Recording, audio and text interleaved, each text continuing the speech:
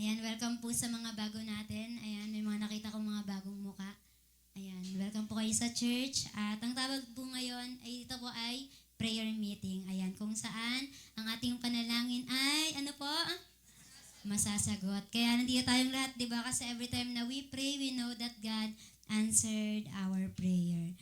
At ayun po, dahil habang wala pa, ako na lang, meron po dyan sa labas niya. Ayan na lang basta siya. Ayan po yung tinatawag na kung alam po nating lahat. O alam nyo nga bang lahat yan? Ay welcome pala sa bebe natin dyan, di ba? Kahit kids nag-prayer meeting na, ayan, mag-invite pa kayo ng marami. Ayan po, tabernacle nga po yan, di ba? Na ito nga pong tabernacle, ay ang nasa labas, di ba, tinatawag yan na outer court. Tapos inside, ayan, yung nakikita nyong may, ang tawag dyan, tolda, di ba? Yung kulay maroon. Sa loob po niyan, merong sa next na slide. Sa next na slide. Ayan, yung sa loob po nun, ayun po yung tatawag na ito po yung inner court. Yung, ayan nga pong merong minora, may table shewbread, ayan. Tapos, yung sa loob naman po, ayun yung, most holy place. Na kung saan, sabi nga lang po, ang makakapasok lang diyan sa most holy place, ayun po yung mga high priest. Tapos once a year lang po iyon. Tapos sabi nga rin po diyan, sige paki-next na po, ito po yung sinasabi sa Leviticus 16, 1-2. Sabi diyan, the Lord spoke to Moses after the death of the two sons of Aaron. Ayun po yung namatay si Nadab at saka si Abihu. Kung ano man pong basa niyo doon, of Aaron who died when they approached the Lord. Tapos sa verse 2 po, the Lord said to Moses, tell your brother Aaron that he is not come whenever he chooses into the most holy place. Sabi diyan, hindi siya pwedeng umasok kung kailan niya gustuhin, di ba? Kundi sabi doon, meron po yung dapat meron siyang appointed time. Sabi po diyan, behind the curtain in front of the atonement cover on the ark, or else he will die. Ibig sabihin, bawal po talaga umasok basta-basta doon. For I will appear in the cloud over the atonement cover. Tapos sabi po sa 17, no one is allowed inside the tabernacle. When Aaron enters it for the purification ceremony in the most holy place, no one may enter until he comes out again after purifying himself. Kailan inayos niya na po ang sarili niya, nagpalinis siya kay Lord. Sabi po dyan, his family and all the congregation of Israel, making them right with the Lord. Ayan po yung natin para malaman po natin hanggang mamaya, di ba? Ano bang minimin nitong bagay na to? Sabi nga po, every time daw po na wala po yan dyan, na we approach the Lord, dapat daw po we give reverence o yung tinatawag nga po sa Tagalog na paggalang o meron daw po tayong godly fear. Ayan, na kung nga rin nga po, ito po, Old Testament po ito, di ba? Ngayon, sa panahon natin ngayon, we are living by the grace of God, di ba? Kaya nga po ang nangyayari minsan, dati ang katuruan po talaga sa amin, nung kabataan pa po kami, nung 50 years old pala, kasi 100 na ako ngayon, di joke lang po. Nung kabataan nga po namin, parang, nag-react na. Sabi nga po, di ba, parang sa amin, tinuturo, alam niyo po ba na kahit nga daw po yung pagkasandok ng kanin, di ba, kailangan, nag-pray ba yan? Ano ba yan? Malinis ba yan? Yung mga ganong bagay. Pero ito po, sa panahon natin ngayon, na nga po tayo na minsan, dahil nga, grace, ay okay lang kahit siguro 1 minute na prayer tapos tayo na ako sa harapan. O kaya yung minsan yung nagugulat ka pang, ay, gaganap pala ako. Yung mga ganong bagay. Pero noong unang panahon po, di ba, sabi dyan, no one will enter. Kung nga po sa atin dito, parang itong pulpito, di ba, pwede po natin itong tawagin na ito po yung most holy place, di ba, na kung saan sabi doon, no one will enter there kung kailan mo naisin, di ba, or else you will die. Ayan po yung sinasabi. Pero may magiging thankful tayo. Bakit kaya? At sabi dito, but by standing without, must own themselves unworthy and unfit to minister there because their follies and defects and manifold impurities in their ministries. Na kung saan kapag alam natin na hindi nga po, ay sila diba, hindi sila basta-basta pwede umasok doon kung unholy sila o kaya nga po alam na hindi sila nagpalinis o nagpaayos sa Panginoon. Sabi nga po sa 2 Samuel, paki-next na po, 2 Samuel 6, 5-7, sabi yan, David and all Israel were celebrating with all their might before the Lord, with castanets, harps, lyres, timbrels, sistrums, and cymbals. Sa verse 6 po, sabi niya, when they came to the threshing floor of Nacon, Uzzah reached out and took hold of the ark of God because the oxen stumbled. Ito po yung natumba yung di ba, yung yung stumble? Hindi alam yung Tagalog natapilo, katumba, basta tutumba yung ark. Kaya ang ginawa ni Uzzah, ay hinawakan niya po yun.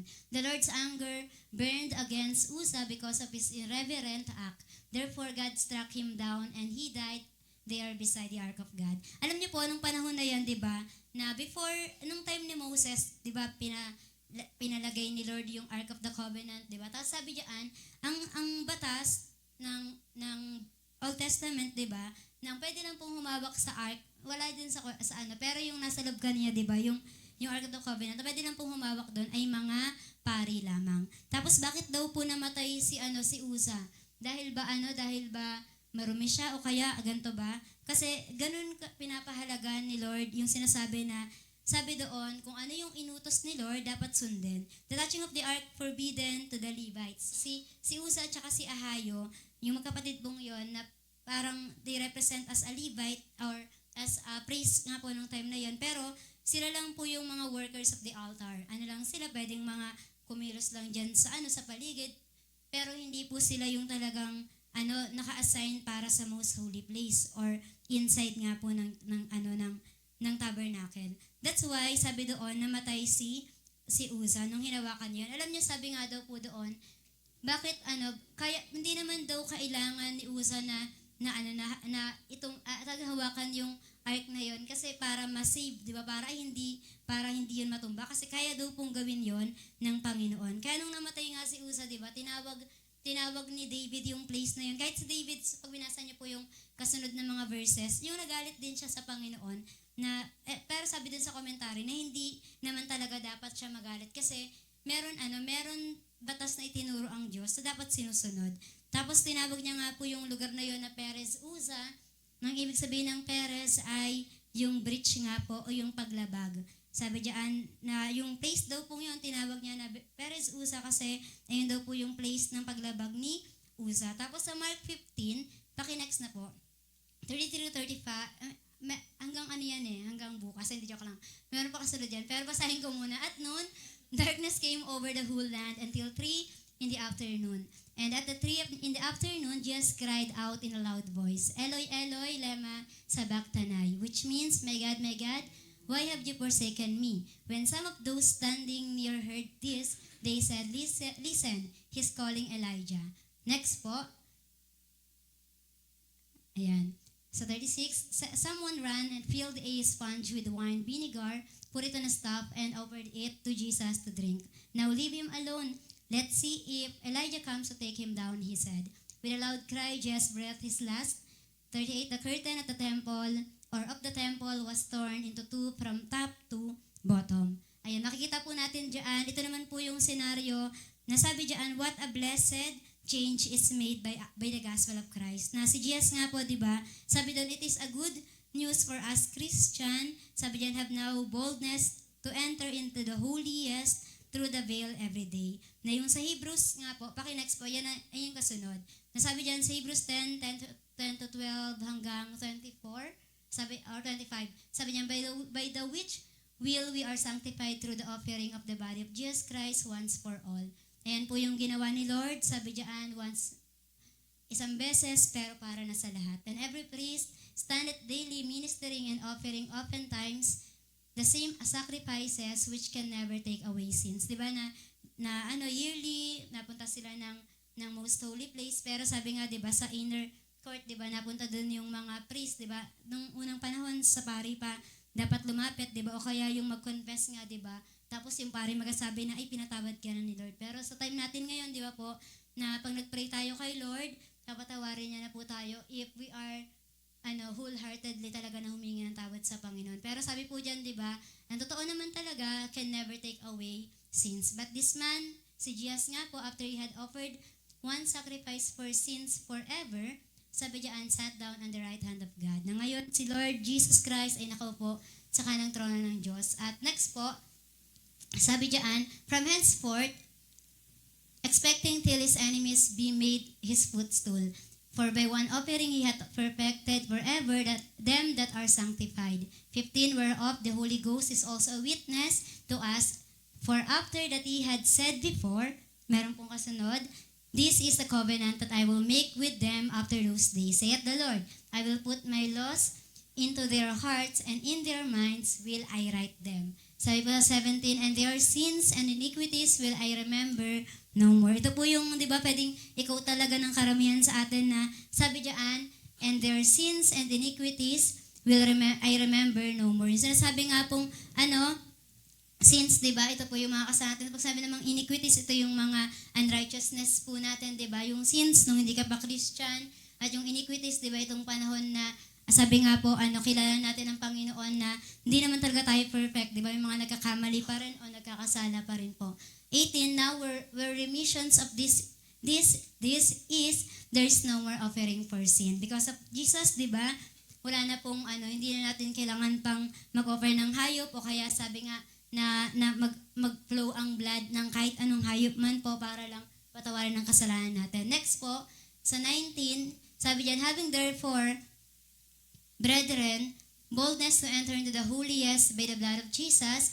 Sabi po diyan, para daw po tayo makakalapit sa Panginoon, di ba? By the blood of Jesus, by a new and living way, which He hath consecrated for us, through the veil, that is to say, His flesh. And having an high priest over the house of God, let us draw near with a true heart, in full assurance of faith, having our hearts sprinkled from an evil conscience and our bodies washed with pure water. At next po, sabi po sa 23, 24, and 25, sabi niya, let us hold fast the profession of our faith without wavering. Ngayon, dahil nga po alam na natin na because of our Lord Jesus Christ, di ba, pwede na po natin panghawakan yung pananampalataya natin kay Lord. For He is faithful that promise. 24, and let us consider one another to provoke unto love and to good works. At sabi po sa 25, ito po, sabi niya, not forsaking the assembling of ourselves together as the manner of some is, but exhorting one another, and so much the more as ye see the day approaching. Sabi nga po hanggang dumating ang Panginoong Hesukristo. Sabi nga po dito, di ba, na ito po yung good news na kung saan, nung time na si Jesus, napako siya sa cross, namatay siya, di ba, at sabi doon, na at the same time, di ba, that moment, nahapak nga po o nahati yung kortina na umaharang, di ba, na kung saan hindi pwedeng makapasok basta-basta yung mga tao. Dahil po yun sa ginawa ni Jesus. That's why lahat po tayo, di ba, we can enter boldly in the throne of grace. At sabi nga po dito, kaya ito pong title natin ay pakinext na nga po, ayan, yung presence of God.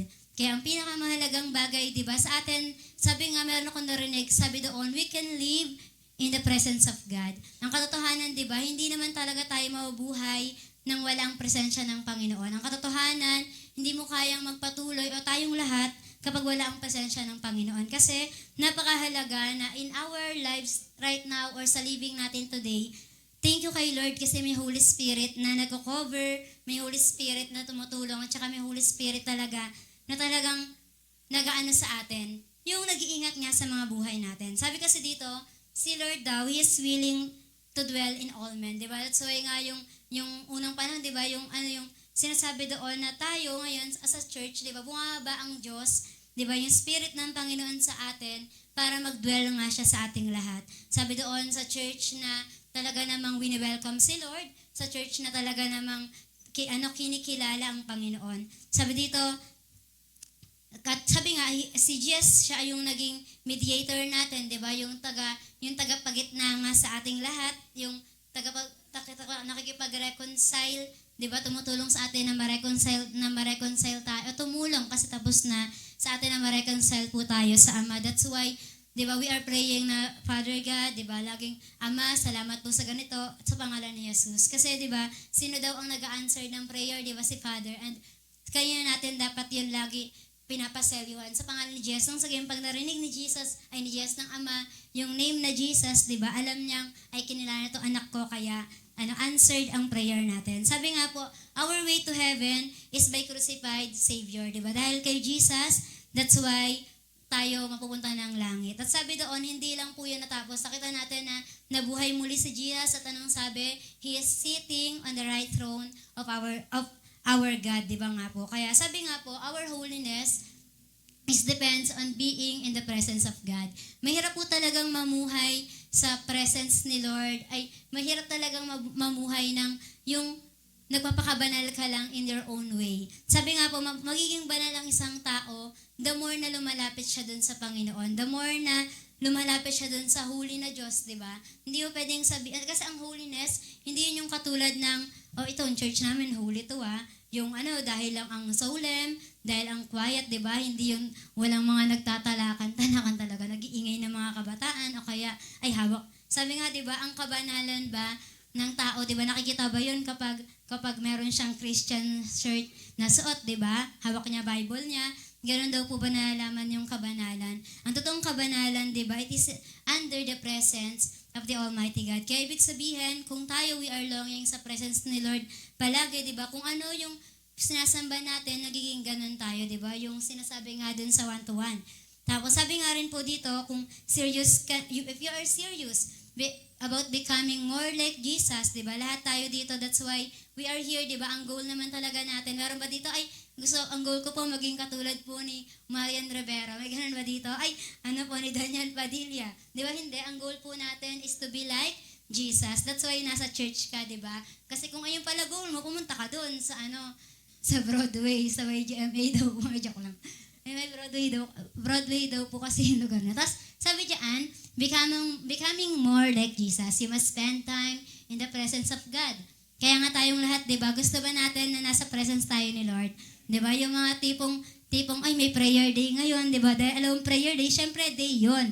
Hindi prayer afternoon, tapos afternoon ka na pupunta. Hindi prayer PM, meeting na pala paggabi, di ba? Kaya alas 5 ka na, malapit na unta na ako doon. Pero sabi nga dyan, di ba, if you want to spend time, sabi in the presence of God, if you want to be like Jesus, spend time to the presence of God. If you don't draw nearer to God, then you are drawing nearer to someone else. Doon po natin napapansin na dalawa lang naman po ang sinasabi, di ba? Sabi nga po sa Bible, you cannot serve two master, di ba? Pwedeng isa, i-love mo, yung isa i-hate mo. That's why ganun din po sa atin. Kapag ikaw ang busy mo na, kung wala kang time para kay Lord, that means you are busy, sabi dyan, drawing nearer to someone else. Someone else, sa anumang tao, bagay, or lugar man po yun. You can't become more like Jesus if you don't stay near Jesus. Diba? Tayo, diba, ang gusto natin, kapag gusto nating makilala ang tao, diba, i-stalk mo lang ba yun sa Facebook, diba?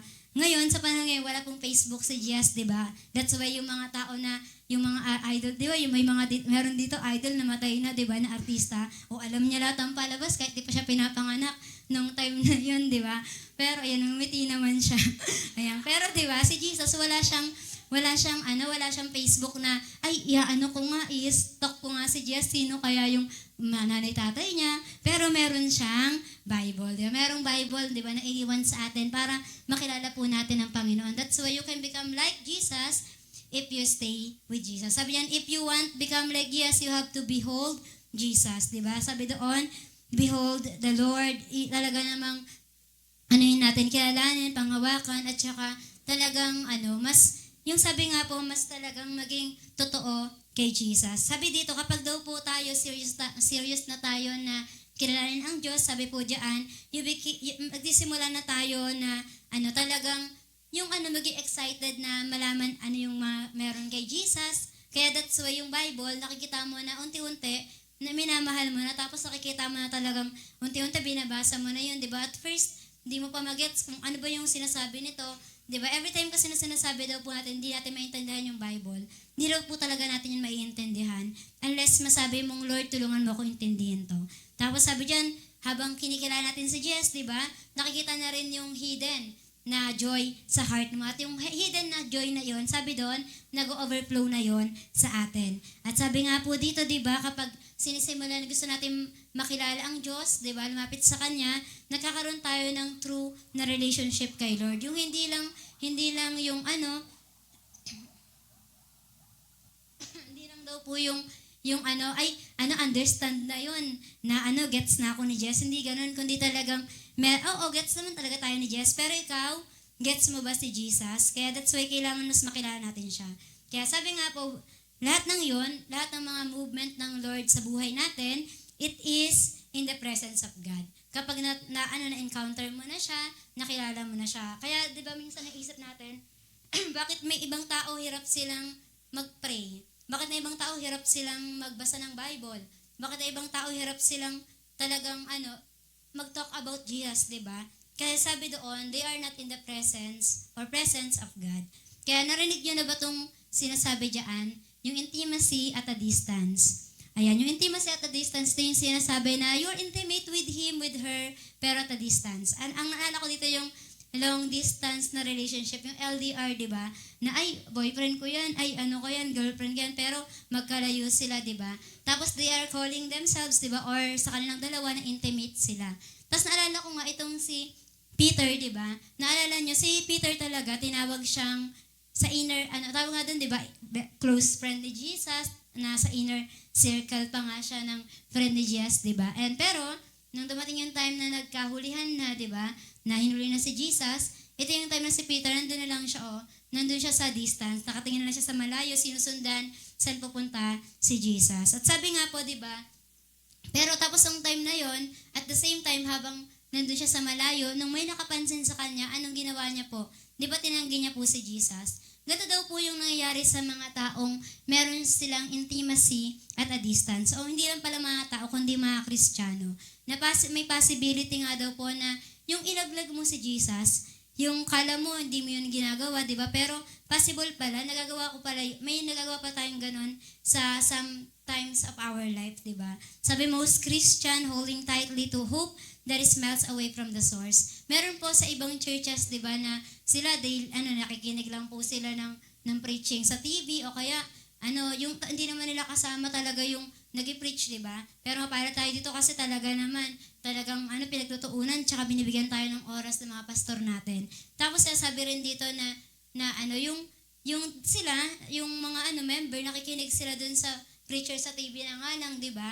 Tapos yung mga member, di pa sila nagbabasa ng Bible. Pero tayo, we are blessed here, di ba? That's why totoo talaga yung sinasabi kayo ni Jess na maging thankful tayo, di ba? Na nasa church tayo, di ba? Na may gantong bagay, di ba? O kaya mayroon tayong Bible.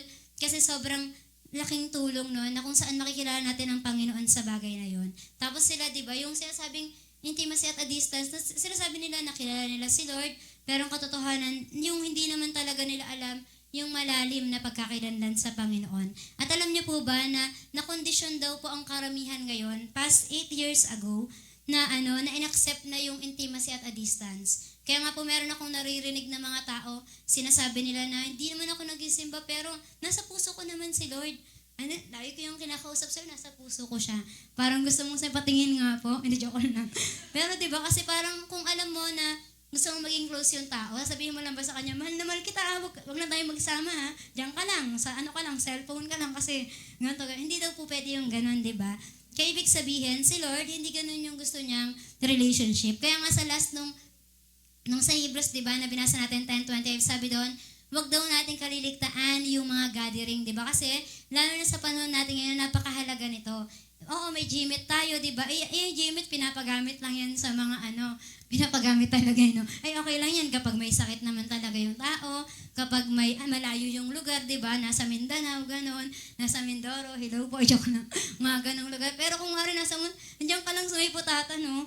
Tinamad ka lang pala, kaya ka nag-Gmeet. Ayun daw yung mga medyo, questionable. Kaya, wag daw tayong maging intimate kay Lord as a distance. Naituro yun sa atin dati ni Pastor na you are following pero from afar. Na parang ang layo mo naman, 'di ba? Na parang nakatingin ka lang, Lord, susundan kita. Pero anong gusto ni Lord? 'Di ba? Side by side, talagang close tayo sa Panginoon, 'di ba? Kaya nakakatuwa sa Panginoon po natin, 'di ba? Hindi niya sinasabing, sambahin niyo lang ako, diyan lang kayo, 'di ba? Yung luluhod lang tayo. Hindi ganun ang Diyos natin, kundi gusto niya talaga namang we have a close relationship with the Lord, di ba? Kaya sabi po dito, we learn to be satisfied sa kanila, di ba? Na maging na lang, di pa yan, mamaya na siya. Ay, joke lang. Super mischief. Ang hirap tuloy basahin nung binabasa ko eh.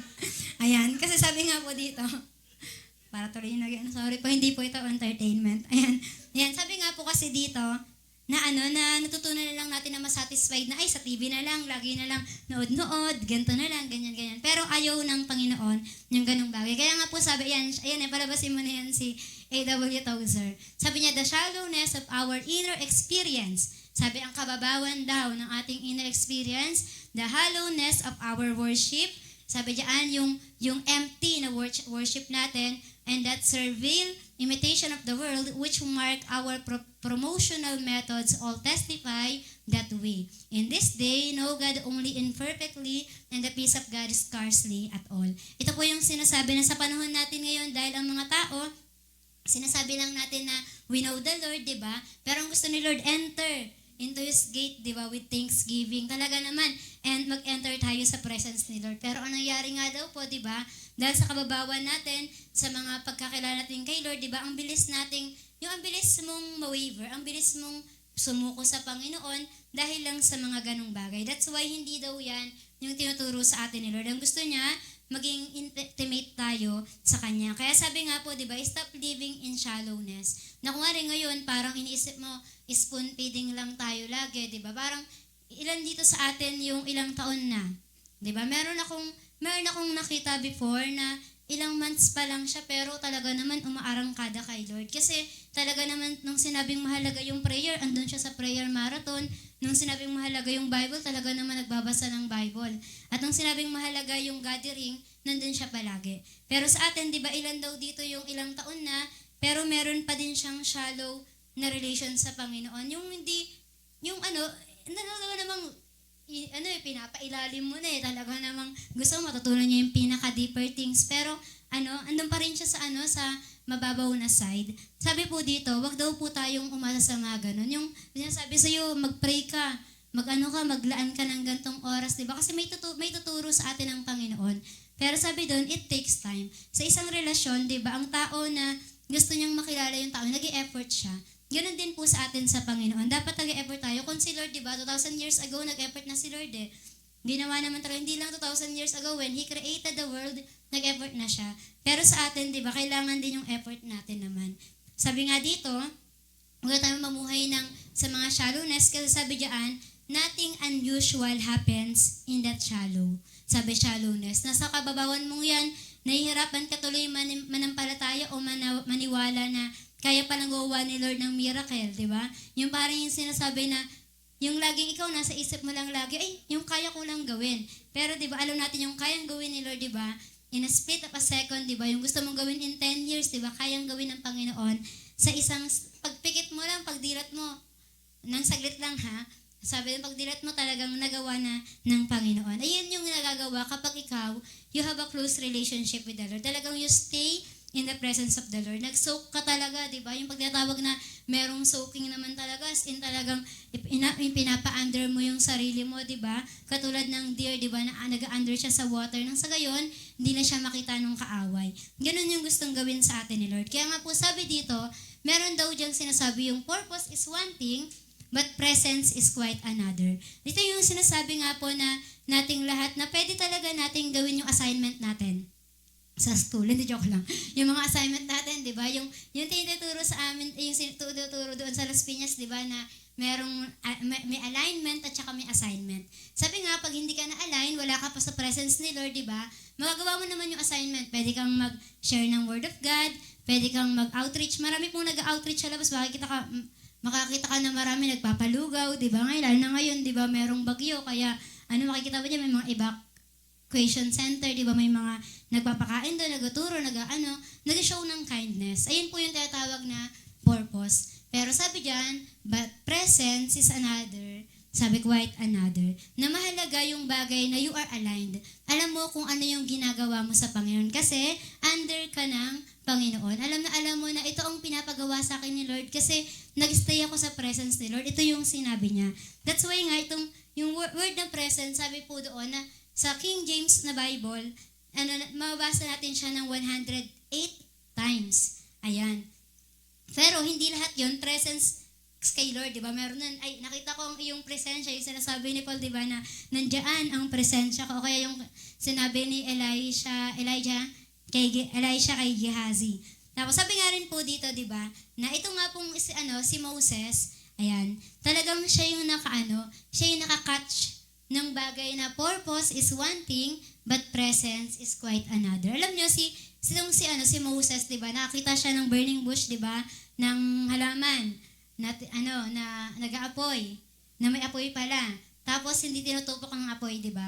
Napit siya doon, tapos ang sabi nga sa kanya ng Diyos, di ba, hubarin mo ang sandalyas mo, kasi banal ang lugar na to. Kaya hinubad niya yon, tapos kinausap siya ng Panginoon doon, di ba? At nalaman niya yung purpose niya. Pero alam niyo ba, habang binabasa natin yung kwento sa Exodus ni Moses, di ba? Exodus, Leviticus, Numbers, Deuteronomy, mababasa natin doon na itong si Moses, meron siyang sikretong ginawa. Ito po yung tinatawag na presence. Nag-stay siya sa presence ni Lord. Kaya nga po sabi diyan, merong verse na sinasabi na, and he said, andyan pala yun, basahin natin yan. Sabi diyan, if you are pleased with me, teach me your ways, so I may know you and continue to find favor with you. Remember that this nation is your people. Sabi yun ni Moses kay Lord.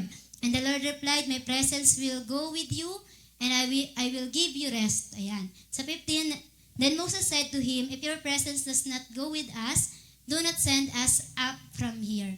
Diba? Kung hindi doon kasama ang presence ni Lord, hindi na lang nila itutuloy yun.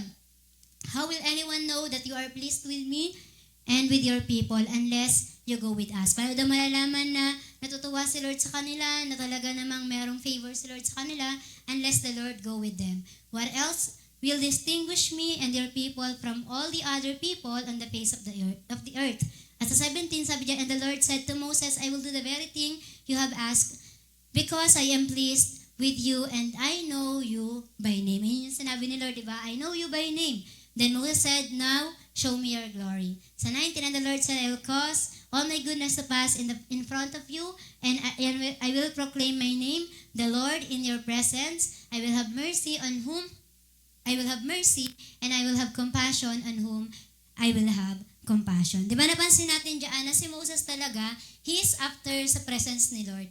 Na lagi niyang sinasabi na, Lord, kung hindi mo kami sasamahan sa bagay na yan, hindi na lang kami tutuloy. Tapos makikita natin na after talaga si Moses sa presence ni Lord, kasi nakapag-stay nga siya ng 40 days and 40 nights na pagbe-pray, di ba? Sa atin, prayer day pa lang, di ba? Doon na ang testing. O, walang pasok ngayon, suspended, di ba? Kaya na umuulan pa kaninang maaga-aga, di ba? Pero nung tanghali, tumigil na nga siya. Pwedeng sa mga estudyante lang pala yun, di ba? Kasi may nakita kong memes, sabi doon, yung mga estudyante papahinga na, pero yung mga working, sumusugod pa daw sa baha. Salamat, di pa kayo nga. Yung saya-saya nyo daw sa pag-pray na sana magkabagyo. Joke lang. Nag-pray nga ba kayo? Pero yun, hindi naman tayo after doon. Pero sabi nga dito, di ba, yung si Moses talaga namang 40 days and 40 nights, he spent time with the Lord. Ayun, ang question daw po sa atin ngayon, di ba? Hindi naman talaga tayo nire-record. O, meron po tayong 40 days and 40 nights na prayer and fasting. Meron na po ba ganun nabanggit sila, Pastor? Di ba, wala naman. Yung one day lang talaga, parang ina-expect na mag-pray. Pero, ayun, thank you kay Lord kasi may mga nag-pray, di ba? Tapos sabi dito, si Moses talagang pinanghawakan niyang mabuti or talaga namang pinanghawakan niya talaga yung presence ni Lord. Kasi alam niya na kapag under siya sa presence ni Lord, may intindihan niya lahat ng mga bagay.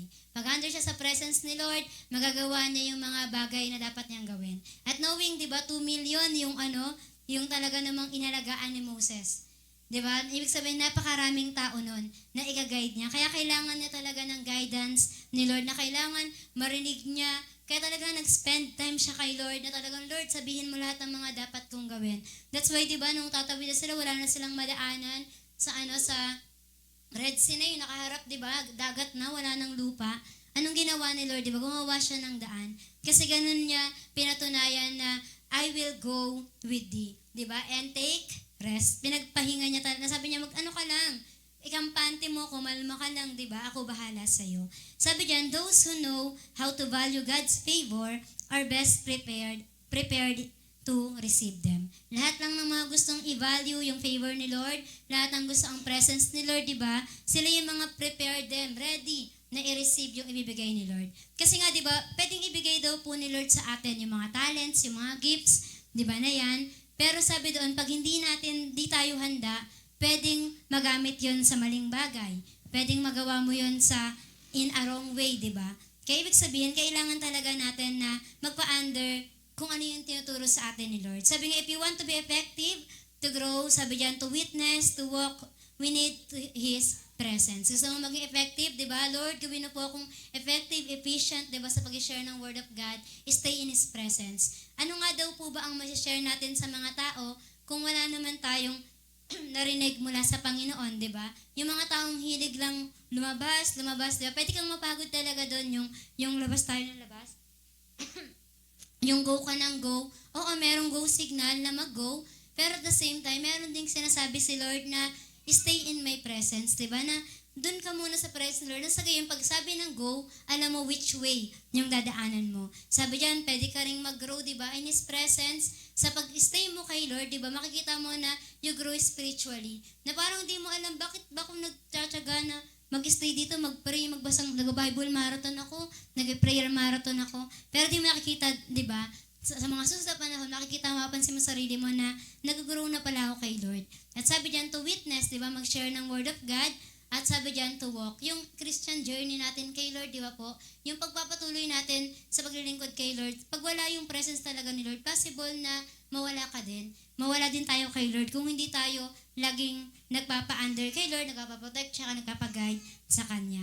Sabi nga, yung presence, it will affect every area of our life. Sabi doon, sa presence ni Lord, doon talaga makikita mo, maapektuhan yung buong pagkatao mo. Sabi nga po dito, it takes more than just allowance. It takes determination, desire, diligence, commitment, and passion. Kapag gusto mo siyang makilala, you give time. Sabi doon, kailangan determinado ka talaga, you desire, di ba? Gusto mo yon. At sabi doon, nagpapakasipag ka pa nga daw. At sabi, talagang you commit yourself to the Lord. Sabi nga, he also knew, alam din ni Moses na yung presence ni Lord, it is, sabi diyan yun sa verse kanina, di ba? The people will distinguish who we are in you. Na kapag nasa iyo, di ba, ang presence ni Lord, nandyan sa iyo si Lord, di ba? Nakikita ang Panginoon sa iyo, the people will know kung sino ka sa kanila. Meron na bang taong nagsabi sa iyo na totoo si Jesus sa'yo kasi nakikita ko siya sa buhay mo. Dapat maging ganun nga daw po. Sabi nga, di ba, sa 1 Corinthians 1:29, that no flesh should glory in His presence. Walang kahit sino makakapagmayabang kung saan, sa presensya ni Lord. Kasi talagang makikita yon, di mo man ilabas na ito, presensya ni Lord, di ba? Makikita yon ng mga tao magliliwanag, magniningning, di ba? Yung presence ni Lord sa buhay mo if you stay in His presence. Sabi diyan, you are a chosen generation, a royal priesthood, a holy nation, His own distinguished, kinilala, sabi doon, na tao niya. That you may proclaim the praises of His who called you out of darkness into His marvelous light. Kaya lahat tayo, di ba, distinguished talaga sa labas, makikita talaga ng tao, ng mga kasama natin sa labas, di ba, na ay, Kristiyano talaga to. Ay, totoong may Jesus yan. Kasi, hindi mo maitatago ang liwanag ng Panginoon sa buhay mo. Kung totoong merong Panginoon dyan, kung totoong may liwanag ang Diyos dyan, di ba? Mag-manifest yun, lalabas at lalabas yun, di ba? Hindi mo man isulat sa biodata mo, may biodata ba, resume, di ba? Sa CV mo, na napakalaki, born again Christian, di ba? Pero dahil sa pamumuhay mo, di ba, makikita nila, ay, Kristiyano to. Naranasan niya na ba yon? Yung nasa school kayo, di ba? Hindi, sabi, ay, Christian ka pala? Bakit? Kasi nakasuot kang Christian shirt. Hindi ganun, di ba? Yung yung sabihin sa'yo, kundi, ay, Christian ka pala? Bakit kasi nag-share ka doon? Di din ganun. Kundi sabi doon, kasi nakikitang totoo si Jesus sa buhay mo. Nakikita naman talagang nagliliwanag si Lord, di ba? Hindi ka nagliliwanag na naglalagay ng kinang-kinang sa shining and shimmering. Kundi sabi doon, talagang nakikita si Lord, what would Jesus do, di ba? Paano siya mag-approach ng tao, paano niya gawin yung mga gantong bagay. Ganun po yung sinasabi doon. Kaya sabi po dito, sa presence daw po ni Lord, ito yung mga mangyayari sa buhay natin. The presence of God will do for your life. Ayan. Sige, next na po. Ayan. Here is what the presence of God will do for our life. Number 1, sabi po dito, the presence of God will lead you and guide you. That's why, di ba, mahalaga sa atin na, Lord, kung mas kasamahin mo po ako sa lahat ng gagawin ko. Kasi, sabi doon, He will lead and guide you. For this God is our God, forever and ever. He will be our guide, even unto death. Alam niyo po na si Lord, di ba, sinabi diyan, kung si Lord meron siyang pagkatawag sa iyo, may sinabi siyang gagawin mo, di ba? Sabi diyan, for this God is our God, forever and ever. Wala pong taong yung sinasabing, yung pwedeng humadlang sa'yo, di ba? Kung ang mga pa-baby girls, di sila, ano sabi niyo kami, ang pa-baby girls? At, Ano? Iyon yung walang makakapigil sa kanila. Salamat po sa tulong kasi nalimutan ko na. Hindi ko na sila napanood yung mga walang kilay ng mga kabataan. Hindi, joke na. Ayan, sabi po dyan, di ba? Walang makakapigil sa kanila, di ba? Kay Lord din ganun kasi forever He is God. Sabi nga, He will be our guide even unto death. At ano yung sinasabi ng even unto death? Habang nababuhay ka, nandyan si Lord, di ba? At pag namatay ka, di ba? So, nasa langit ka na. Ibig sabihin, nandun pa rin si Lord sa atin. Ano man, sabi nga yung sa shepherd of our soul, di ba? Kung saan man siya magpunta, pupuntahan natin yon. Kung saan niya man tayo igay, di ba? Talagang magpa-follow tayo. Na kung ano man po yung iutos sa atin ni Lord, di ba? Dahil nasa presensya ka ni Lord, talaga namang hindi ka mapipigilan sa bagay na gustong gawin ng Panginoon sa buhay mo. Kasi siya ang tumawag sa atin. Pangalawa po, sabi diyan, the presence of God will protect you. Ayan, kaya nga po ngayon, kung may bagyo man, di ba? Nanood ako sa YouTube noon, sa YouTube kasi wala po kaming TV. Ayan, nung bagyo ka, sabi ko, dapat updated ako kasi hindi ko alam ba't ba ang makulimlim ng Monday. Pero praise it kasi hindi umulan, tsaka masaya naman ako kasi hindi mainit ng time. Hindi ako nainitan, ewan ko lang sa iba. Pero, Tuesday kahapon, di ba? Tapos, nakita nga natin na grabe yung pag-ulan. Tapos, ayun nga sabi, hindi pa daw pala bumaba yung typhoon, di ba? Pero, talagang matindi na yung hugupit niya sa atin. At sabi doon, kaya niyang, isakop yung Luzon, Visayas, tsaka Mindanao, ganun siya kalaki, di ba? Kaya ibig sabihin, kung ganun siya kalaki, pues, mas malaki ang Diyos natin. Tandaan natin na the Lord, our God, the presence of God will protect us, di ba? That's why tayo mga Kristiyano, umulan man, wala mang hupa yung ulan kaninang kagabi hanggang madaling araw, di ba? Hanggang tanghali. Anong ginawa natin? Meron pa rin tayong kakalmahan kasi alam natin na protektahan tayo ng Panginoon. Kaya nga that's why, di ba, kapag nasa presensya ka ng Diyos, hindi kayong taong mangangamba. Hindi kayo mangangambahin na pag sumakay ba ako ng jeep, hindi pa ito ibabangga ni kuyang driver. Kapag ba tumawid ako, hindi ba ako sasagasaan ng mga jeep na yan? O yung motor na ang bibilis, di ba? Yung dyan nga, di ba? Sa baba natin, ang dami diyang ang tawag doon, nasagasaan. Dahil nga bibilis ang motor, talaga namang harurot, di ba? Kasi walang Pero yun, salamat kay Lord kasi lahat naman tayo dito may nasagasaan ba? Hindi, protektahan kasi tayo ng Panginoon. Sabi nga, kung dyan ang presensya ni Lord, you're always protected. That's why if you're under the presence of God, ano man ang gawin ng kaaway sa'yo, pwedeng kantiin ka man yan, may konti ang gawin sa'yo, pero hindi ka niya malulubos. Hindi niya mapapatay ang buhay mo kasi ang Diyos, di ba, pinoprotektahan kanya. You will not need to fight in this battle, sabi yun ni Lord. Set yourselves, mag-ready ka lang, stand still, and see the salvation of the Lord with you. Hindi mo kailangan makipaglaban, ipaglaban natin yung mga pinaglalaban natin, di ba?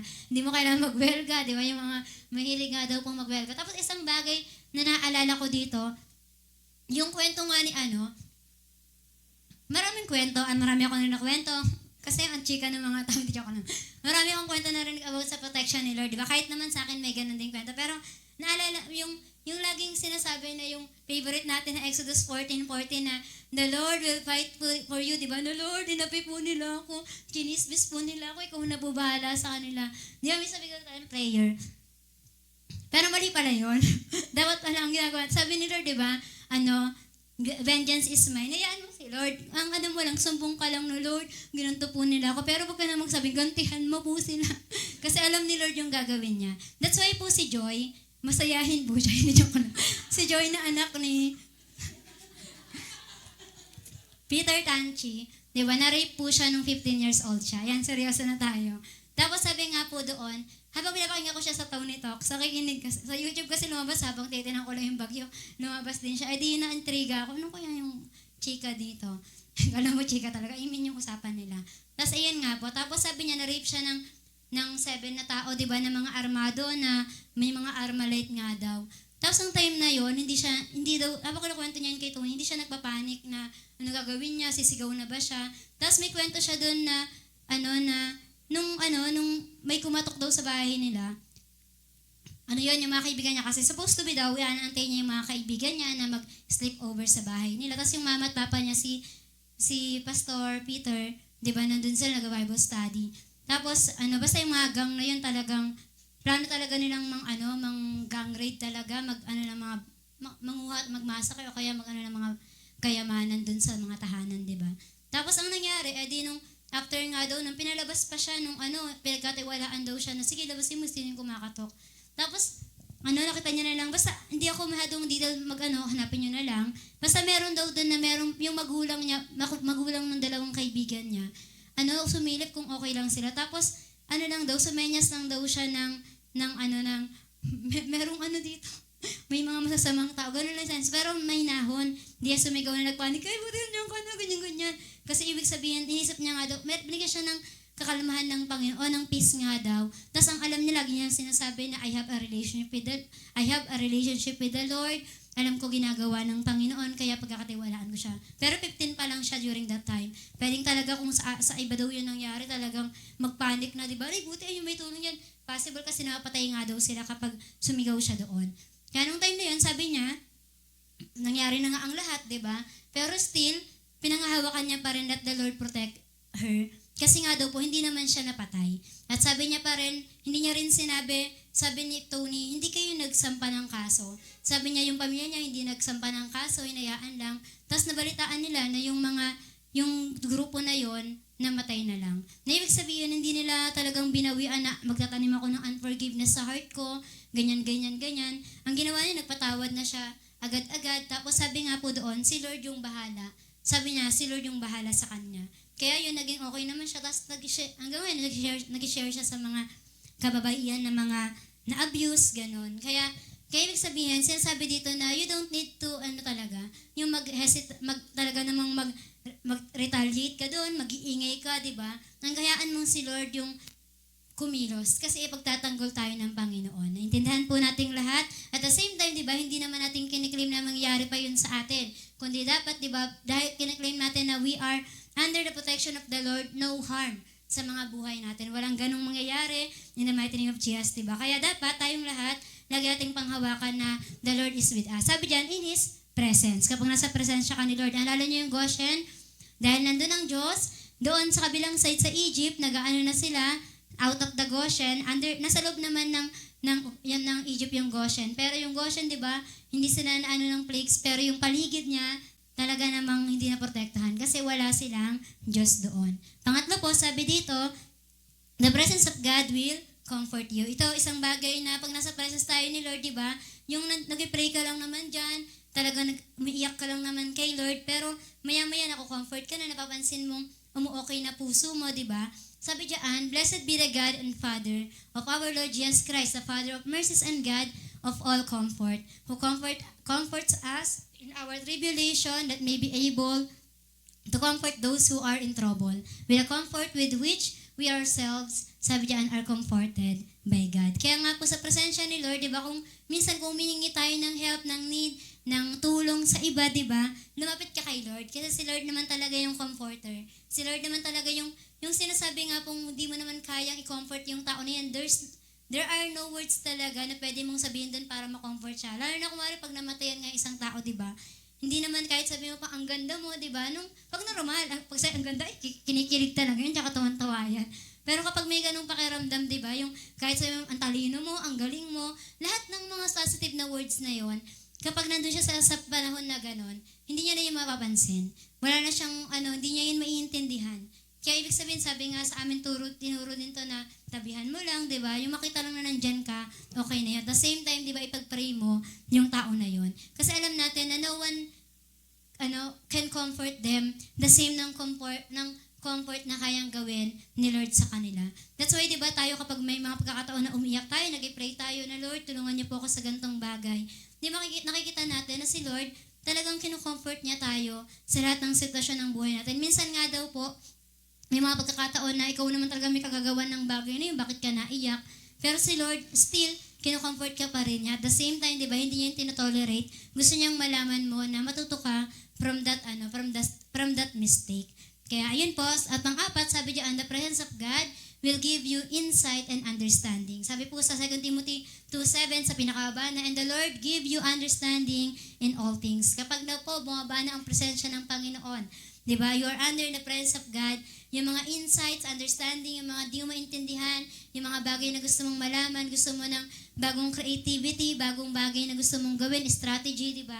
Ibibigay po yun ni Lord kapag nandun ka na under sa presence ni Lord. Kasi alam niyo po ba bakit?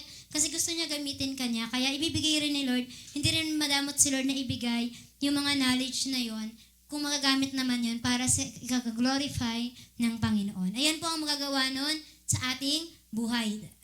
Sabi dyan, the presence of God will do in our lives. Pangalawa naman po, sabi dito, what does the presence of God produces in our life? Ano naman po ang napoproduce nun sa buhay natin? Kanina nagagawa nun sa buhay natin. Ngayon, ikaw na mismo ang makikitaan ng mga bagay na to. Every time that you are under in the presence of God. Number 1 daw po, ito na.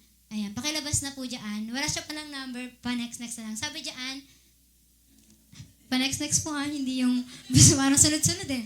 Ayan, so the presence of God produces, una po yung joy. Na tayo, di ba, ang totoo, yung nung simulang, meron akong narinig, sabi niya, dati nung ganito pa yan, tinituro yun, di ba, na kapag di ka pa Kristiyano, hindi pa nagliliwanag mukha mo, nakabusangot pa yun, pero nung pagbukas na, nakangiti na, di ba? Tapos yung sabi nga ay sige, kayo na, nakinig naman kayo sinabi ni Bishop, ni Kuya Amon. Sabi nga dyan, di ba, na yung joy, sabi dyan, sa Psalms 102, serve the Lord with gladness, come before His presence with singing. That's why nga po, di ba, every time na we are in the presence of God, may kakaibang saya na ibibigay sa atin. Di ba naranasan, alam ko, ako din naman naranasan, ewan ko kung naranasan nyo naranasan nyo na para din ako mag-explain na, hindi yung sinasabi nga, di ba, na ang lungkot-lungkot niya, akit kayo dyan, discouraged, di ba, kaya pagod. Pero nung nag-praise and worship na, nagpuri na, di ba, yung nakangiti ka na, that's why nga ako talaga, ayoko talagang may miss out yun. Kailangan talaga maabutan ko to. Kasi there's something talaga sa sa pagpupuri talaga na ginagawa yung Panginoon. Pwedeng sa preaching, oo, na-enlighten ka, na ka talaga, yung parang nagiging okay naman, di ba, sumasaya ka naman, na-encourage ka naman. Pero yung mismong soul mo kasi, yung food nun, yung worship talaga para kay Lord. That's why, di ba, yung sinasabi dyan na iserve natin si Lord with gladness and come before His presence with singing. Pangalawa naman, it produce hindi lang joy, kundi sabi dyan, fullness of joy. Kanina ang saya mo lang, di ba ngayon, sobra naganap na yung kagalakan na meron ka. Kaya sabi dyan, thou wilt show me the path of life. In thy presence is fullness of joy. At thy right hand there are pleasures forevermore. That's why yung mga Kristiyano, di ba? Kaya tayo andito, kaya bakit may mga taong hindi mapigilan na hindi umattend? Kuwari ang lungkot mo, kaya may mga pagkakataon lang mo may gawain, talagang nga-attend kasi din mo naranasan na meron dong kagalakan, meron talagang fullness of joy. Yung parang kapag i-miss out mo, malulungkot ka lang for the rest of the day. Kaya ibig sabihin, alam niyo, sa presensya ni Lord, ayun yung sinasabi na habang nagpupuri, di ba? Habang nag-praise and worship, di mo alam anong ginagawa ni Lord. Pero maya-maya nakikita mo yung ngiti, di ba?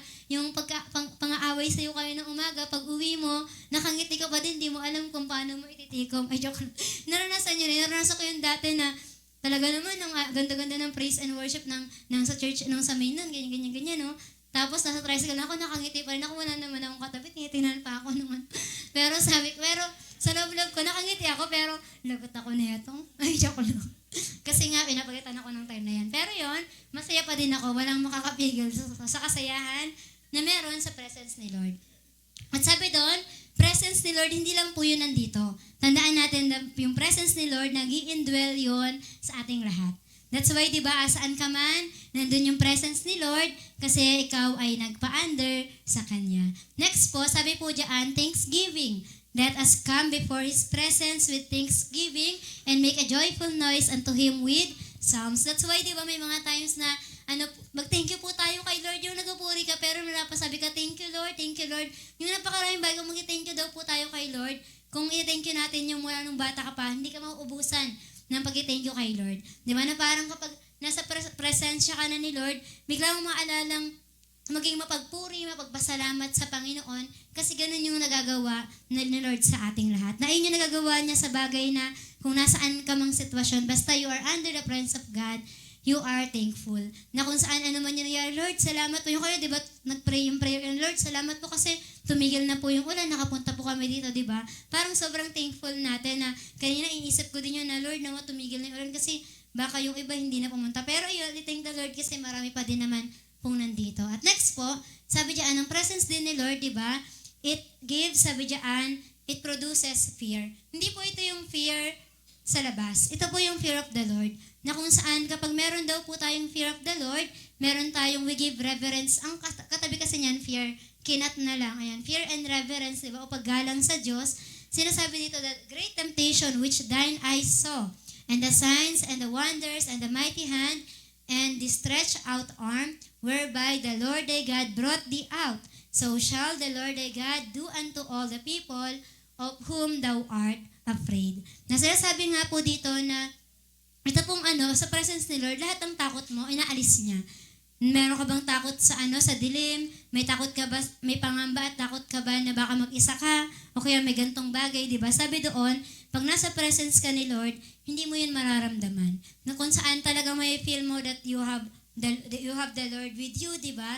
May feel mo na kasama ko ang Diyos, merong nagtatanggol sa akin, merong tumutulong sa akin. At sinasabi nga rin po, di ba, na yung mga yung kapag daw po tayo, kapag andyan ang presensya ni Lord, lahat ng fear, yung mga fear na to, isa yan yung mga fear na parang, anong gagawin ko, paano kaya yung kinabukasan mo, di ba, yung mga ganong bagay, sabi doon, nawawala, nag-take place na yung kagaanan ng presensya ng Panginoon sa'yo, na kung saan, nalilift up ka sa mga bagay-bagay. Sunod po, pangsunod dyan is yung rest naman. Diba? Sa presence ni Lord, meron din pong kapahingahan. Tandaan natin na lagi tinuturo sa atin, diba? Na dapat ganun talaga tayo na galing kang trabaho, galing ka ba ng school, diba? Sabi doon, ang maging kapahingahan mo ay ang Panginoon. Sabi niya, and He said, my presence shall go with thee and I will give thee rest. Minsan iniisip natin, na Lord, dami ko pang gagawin sa labas, ang dami ko pong mga asikasuhin, tapusin ko po muna yon bago po ako pumunta sa inyo. Pero sabi diyan, di ba, tandaan natin na yung presence ni Lord, kakasamahin ka nun. At the same time, di ba, bibigyan ka niya ng kapahingahan. Yung mga pagod natin, yung mga hindi mo maintindihan na nararamdaman mo, di ba, bibigyan ni Lord yan ng kagaanan. Yung mga time na akala mo, hindi naman ako makakapagpahinga sa church, mag-worship kami doon, makikinig akong preaching, mag-pray kami doon. Pero ang totoo, sa ginagawa mo yun, di ba, nakapagpahinga ka na. Sulit, di ba? Yung sinasabi nga nila na, minsan daw kala natin, yung tulog na 8 hours lang ang kailangan natin. Pero yun pala, kahit 3 hours na tulog, di ba, o 4 hours, tapos nakapag-pray ka ng 8 hours, parang sobrang mas malakas ka pa kumpara dun sa mga natulog ng 8 hours. Ewan ko kung naranasan nyo na yun, pero may mga ganun akong, senaryo sa buhay na, nung mas marami yung prayer ko, mas malakas pa ako kaysa dun nung natulog ako ng tupahinga kasi yung mata mo. Yung mata ko lang yan, pero yung strength ng inner, di ba, na maibibigay sa akin pag lumabas ako doon, nakagawa kong ganito, di ba, dahil yun sa rest na binigay ni Lord. At sabi po dito, sa sunod naman, sa presence ni Lord, di ba, merong kasunod, ayan, relationship. Sabi po kasi ito, but when Moses went in before the Lord to speak with him, he took the veil off until he came out, and he came out and spake unto the children of Israel that which he was commanded. Alam niyo ang kasunod niyan sa 35, sabi doon, at yung mukha ni Moses ay nagningning. Yan, gusto niyo yon? Hindi niyo na kailangan ng yung mga pampag-glow up ba na ginagamit ng mga tao, di ba? Pero sabi nga diyan, dahil nasa presence ka ni Lord, nagliliwanag ka talaga naman yung naging quotation, yung sinasabi ni Angga, di ba? Kapag harap niya sa salamin, napakaganda mo, di ba? After niya mag-pray. Dapat ganun. Sa atin daw, alam niyo po ba, na every time na, sabi nga, di ba, kung minsan sinasabi nila kapag may best friend ka, sabi nila, magkamukha na kayo, magkapatid ba kayo? Pero magkaibigan lang pala kayo, di ba? Yung ibig sabihin nun kasi, alam niyo ba, sa presence ni Lord, nagiging kamukha mo na ang Panginoon. Sa presence ni Lord, di ba, kung sino si Lord, nagiging ganun ka na. At sinasabi rin po ito, yung relationship na yan, hindi lang sa Panginoon, kundi sa lahat sa atin, di ba? Dito may mga pagkakataon, di naman natin maiwasan na na-offend tayo ng ilan dito, di ba? Meron pagkakataon, sa kanya, normal yung ganung salita niya, talagang, ganun talaga siya, wala siyang galang magsalita, kasi sabahin na ganun siya. Pero sa'yo, nagpupot, opo kami sa bahay wow, galang. Tsaka si Dimple, di ba, opo, pinapaliguan ako ng ho at opo, ang ho at opo. Pero ayun nga, di ba, tapos may iba ganun, na ba't yung ginawalang nitong taong to? Di ba, minsan na-open tayo. Pero pag andyan yung presence ni Lord, hindi mo na makapansin na, galit ako dun sa nasa dulong yon yung maitim na wala akong inaaway dun, ha? Nagtingin na lahat sila doon, kinabahan ako. Hindi, pero ano yun? Di ba? Ano ba yan? Ano bang pinagsasabi ko? Hindi, pero ayan nga po. Pero kasi sabi nga, sa presence ni Lord, yung mga time na parang galit ka sa taong to, parang naisip mong, ganito ginawa nun sa akin. Pero sa presence ni Lord, makikita nyo, bigla mong mayayakap yun.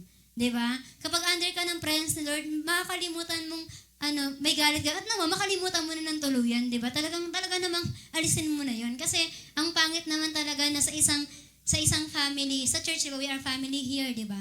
Na kung ang totoo, nakakapag-produce ng relationship sa Diyos, 'di ba? Dapat the same thing din sa tao. 'Di ba ang sabi ng Bible, sinungaling tayo kung sinasabi nating mahal ko ang Diyos. Pero yung kapwa natin, hindi naman natin mamahal-mahal, 'di ba? Kasi sabi nga yan nga nakikita mo physically, 'di ba? Hindi mo mamahal.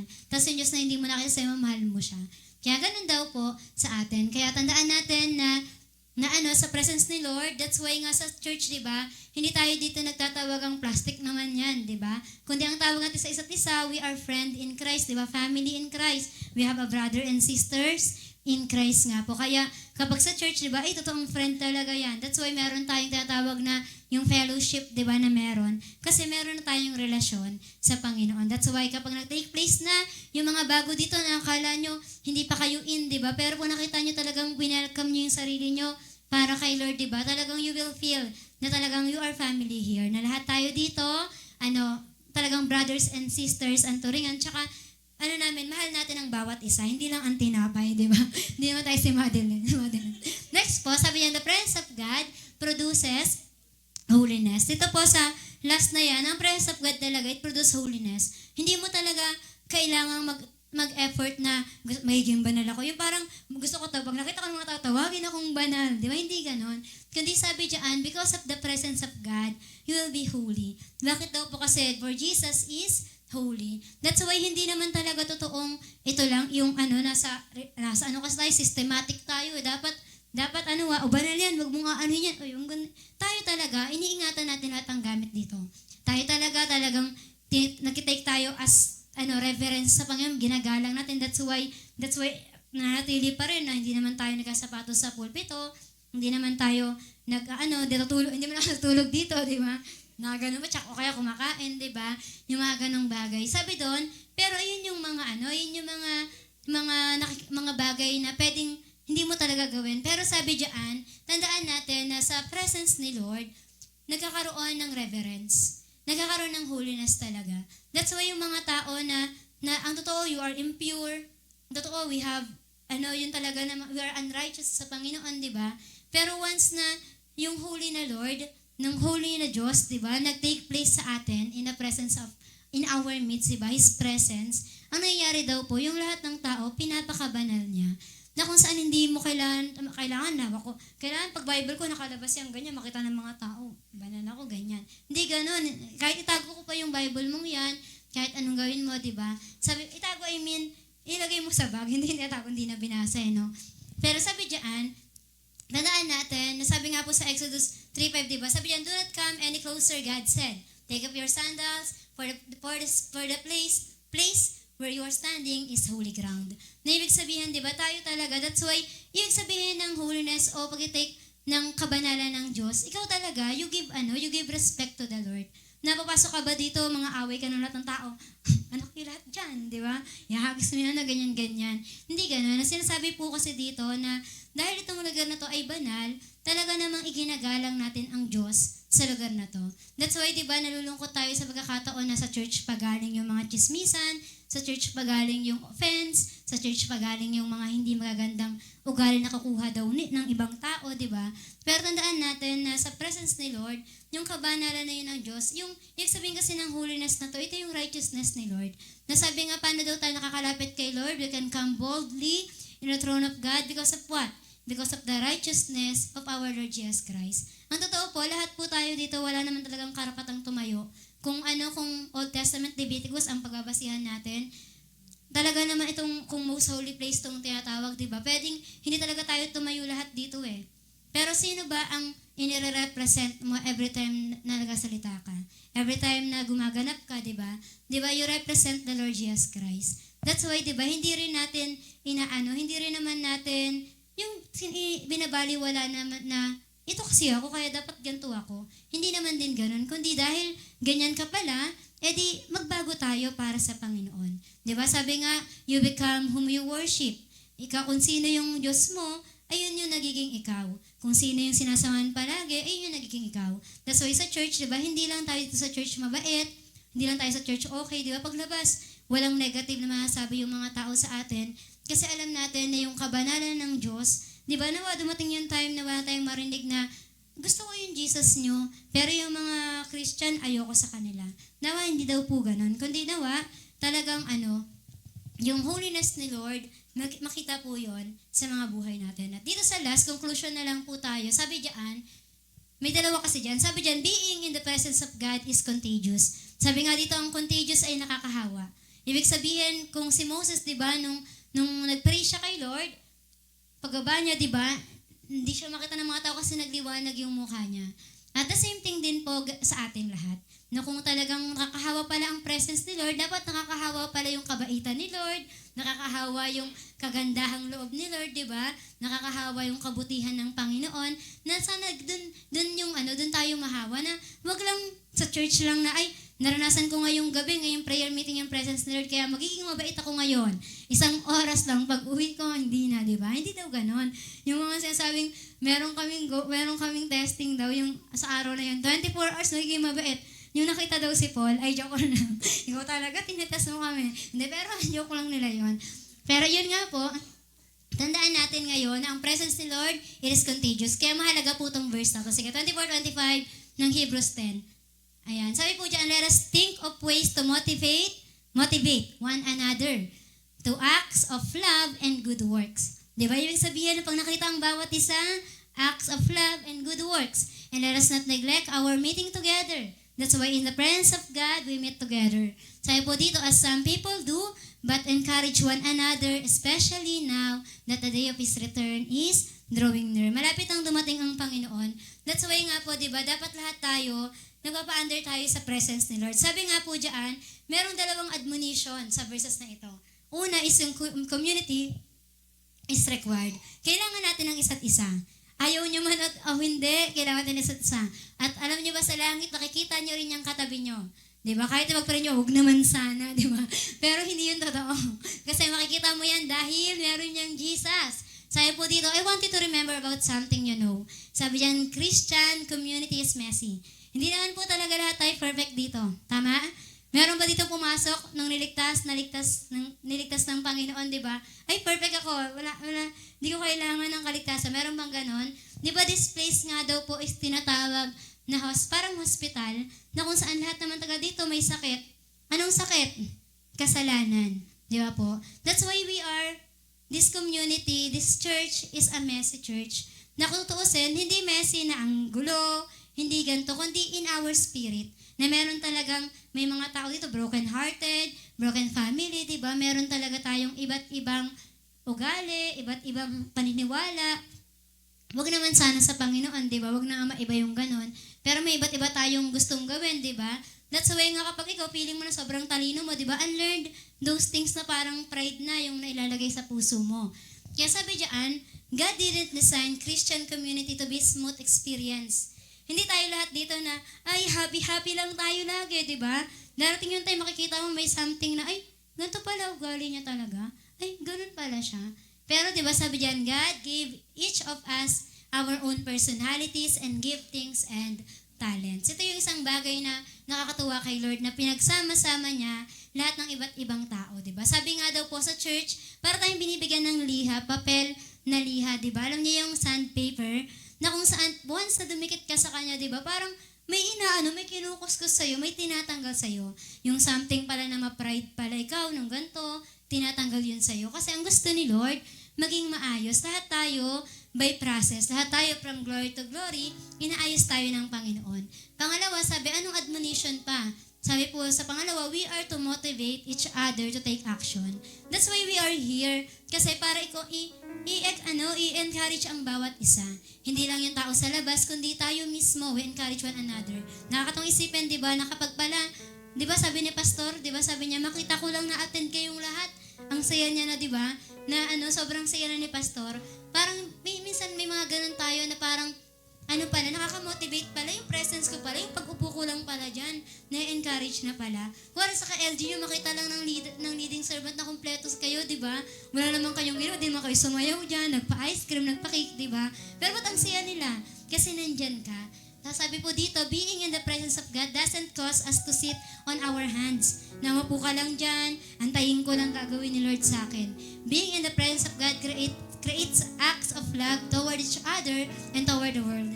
Naalala niyo po ba saan magsisimula ang love? Di ba kay Lord yun ang galing? Ibinestow niya sa ating lahat na nakakilala sa Kanya. That's why you are going outside. Pumunta ka ng outside world, hindi lang sa PBB, ito may outside, di ba? Dapat tayo din, lumabas tayo sa church na kung saan i-showcase natin yung love ni Lord. Kasi malapit nang dumating ang Panginoon. Help each other to stay in the presence of God. Na maging dahilan tayo, bakit siya nag-i-stay? Maging dahilan tayo, bakit ito nanatili para sa Panginoon? Sabi niya nga po, pakinext na po dyan. Ayan. Sige, huwag kang mahiya, i-next mo lang po. Kaya sabi dito, the greatest motivation you can give to a fellow believer is the fire for God inside of you. Ikaw ba yung taong yung talagang nag-uumapoy or talaga umaapaw ang pag-ibig sa Diyos? Talaga naman, i-ignite, na-stir yung heart. Sabi doon, i-motivate mo yung iba by that heart from the Lord. Diba? Na kung merong sinasabing, sabi dyan, fire for God inside you. Na kung saan yung talagang init ang pag-ibig ni Lord, di ba, na sa'yo, share it to others. Di ba? Alam mong meron kang kapatiran na nanghihina, i-encourage mo siya. Ipakita mo sa kanya na there's something na magagawa si Lord in His presence. Na kung wari, nahihirapan siyang umattend ng gawain, di ba, alam mo sa presence, kapag siya, kinatagpo siya ng presensya ni Lord sa araw na yon, her life or his life will never be the same again. Sige, dalhin mo siya sa presensya ng Panginoon. Yung sinasabi ngang kayo, yung mag-initan kayo, di ba, ng tubig. Hindi, joke lang. Yung talagang yung mainit na pag-ibig ni Lord, di ba, ihawaan mo siya ng ganon. Hindi yung nagpapalamigan kayo dyan na, sige, patigasan tayo, di ako atin, bahala yan. Hindi ganon. Kundi sabi doon, talaga namang lumapit tayo ng lumapit sa Panginoon. At sabi nga dito, yung taong meron daw presence ni Lord, ito ang ginagawa niya. Nagtatanong siya palagi, am I living like the holiness depends on being in the presence of God? Na banal na ba ako dahil nasa under ako sa presence ni Lord? Tapos yung sinasabi nga po dito na how can I do better in that? Ayan, nasabi niya na po ba yun? Yung nakikipag-usap ka pero for the better thing. Yung totoo talaga kapag nagsalita tayo, nagsisigawan talaga kayo. Pero dahil nasa iyo yung presence ni Lord, merong something na better na ginagawa si Lord sa iyo. At sabi dito, ito yung basahin natin. Tandaan niyo po yung Jeremiah 31:33. Sabi po ni Lord sa atin, I will be your God and you will be my people. Panghawakan po natin yan si Lord. Tayo po ay kanyang mga anak. Diba? That's why, hayaan natin na si Lord ang mag-manifest sa buhay natin. Katulad ng usa, as the deer longs for the streams of water, so I long for you, O Lord, my God. I thirst for God, the living God, when can I go and stand before Him? Na kung saan sa presence po ni Lord, diba, yun yung pinaka masaya, diba? Sabi doon, the safest place, the happiest place that you have, the place that yung ayaw mo na sanang matapos. Naranasan niyo yan na habang kumakanta ka, nasa presence ka ni Lord, Lord, ayoko pong matapos yung oras na to. Pero diba, kasi ganun kasaya sa presensya ni Lord, diba? That's why, sabi nga sa pinakalas dyan, the presence of God is available to us. At gusto nyo bang i-claim, diba? Yung presence na yun ni Lord, diba? Alam niyo po ba si Lord hindi siya madamot sa presensya niya? Anytime that you call upon the Lord, He is near to us. Kaya yun lamang po,